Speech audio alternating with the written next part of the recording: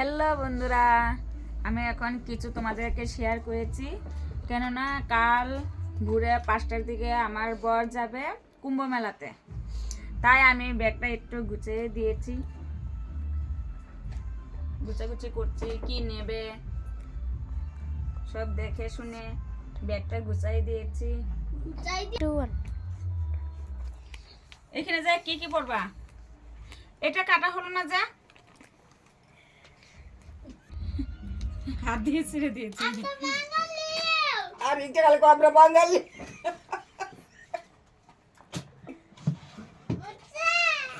তোরা কিতা বাঙালি না কিতা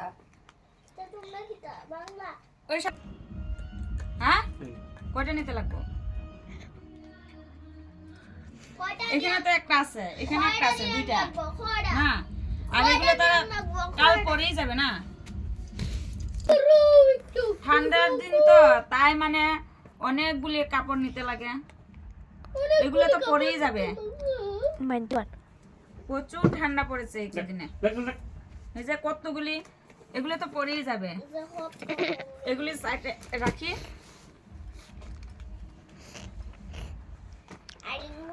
তারপরে কি লাভ হয় এদের?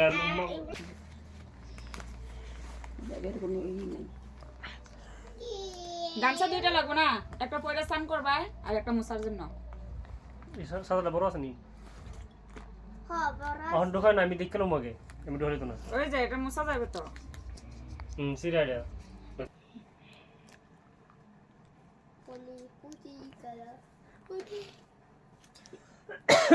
তার কোন সময় যাবা লাগা না, বালতি গুলো অনলাইন করে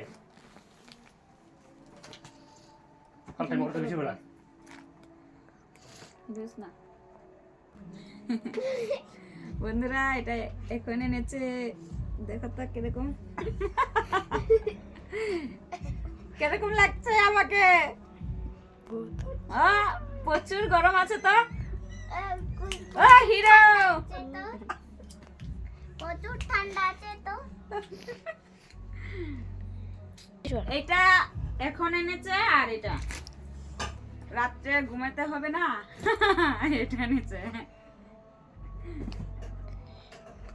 কতগুলো জিনিস নিতে হবে, গরম দিন হলে তো এতগুলি লাগবেই না, ঠান্ডার দিন তো তাই।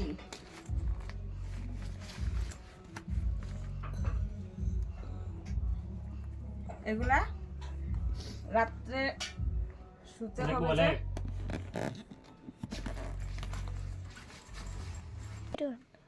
মাস্ক লাগবে, এখানে প্রচুর মানুষ আছে, ধুলি উঠতেই থাকবে, তাই মাস্ক লাগবে, না হলে কি হবে, চাইনিজ লাগে যাবে। বন্ধুরা, তোমরা কারা কারা যাবে, এটা নিতেই হবে কিন্তু মাস্ক।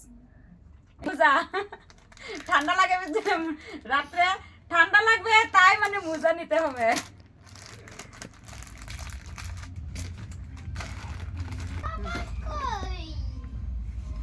এটা আবার ঢুকায় রেখে দিই।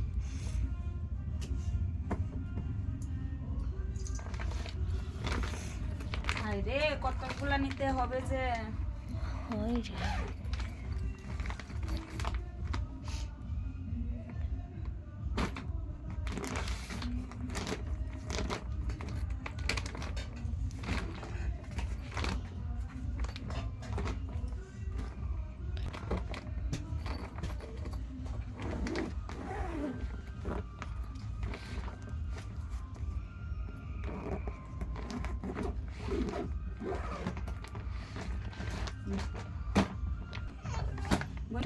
বন্ধুরা, আমার ব্যাগ গোছানো হয়ে গেছে, কাল আবার 4টার দিকে আবার দেখা হবে।